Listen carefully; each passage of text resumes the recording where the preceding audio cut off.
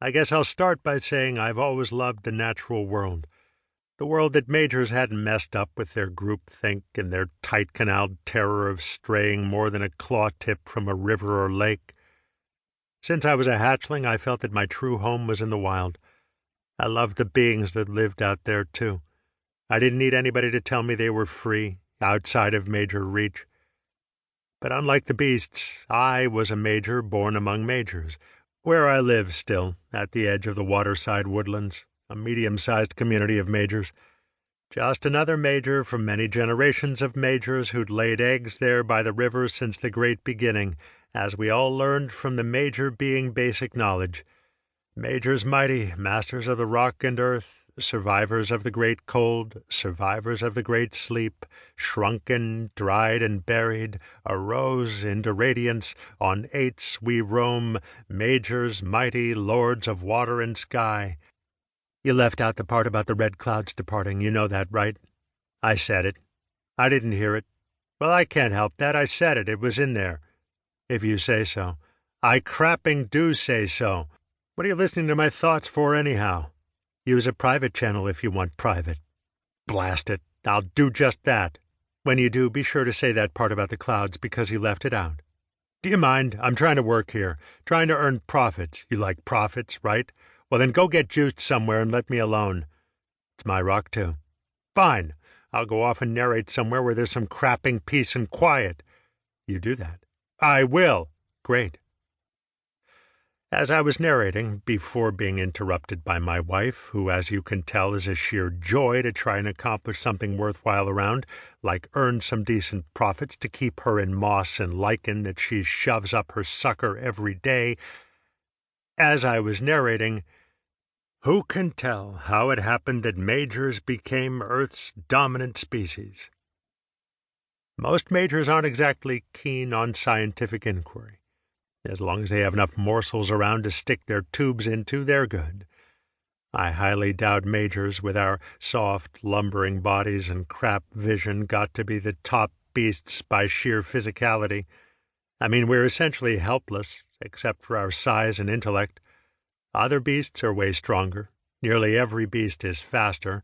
All of them can swim, fly, or run, while our top speed is semi-plod. And of course there's our total reliance on staying moist to operate.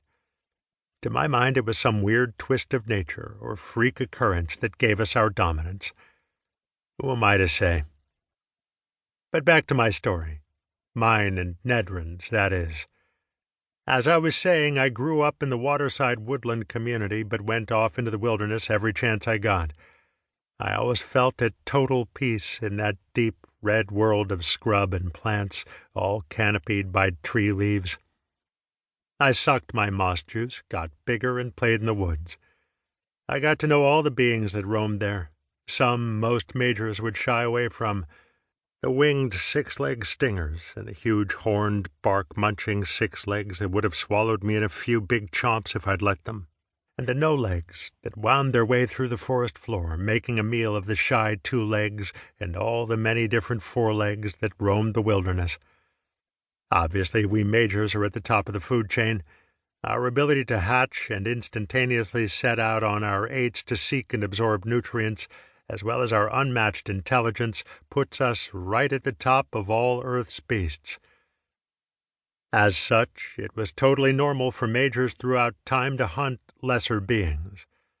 I was no different than the next major. As soon as I reached 15 years, I got permission from the Major Commission to seek juice from beings if I so desired. And did I desire? I started my hunting with the no-legs that darted through the rivers. I learned to catch them in nets I wove from vines. Even while I pierced their bodies and drank their juice, I admired their beauty, their shining skins and eye patches. The first beings I made my pets were a pair of these water beings, who instead of juicing, I visited every day, bringing morsels of lichen they snapped up. Soon the two followed me up and down the river, tracking me wherever I went. My next pets were infant forelegs I found in a nest as I napped under a red tree. I'd heard a rustling and looked up, and a tiny gray-furred head popped out from a branch. I uncurled upward and was easily able to reach the branch. I pulled it downward to inspect the pile of leaves and sticks. High-pitched chirps came from inside the pile, and a mass of tiny forelegs shrieked at me with fear. I slipped 2 of them into my slick and took them home to my rock. I built a makeshift nest for the pair nearby and brought them all the morsels I could find, plants and nuts and fruits. I guess I had a talent for it because they survived. When they reached the size of one of my claws, they were full-grown, and I knew it was time to set them free. The 2 gray forelegs had become dependent on me for food, though, and it took the critters weeks before they accepted that the food supply was cut off and moved on, back into the woods, presumably to start a natural life on their own. Or they died out there just as likely. But my feeling is if you can't know a thing for sure, you might as well believe it happened the way you wanted it to.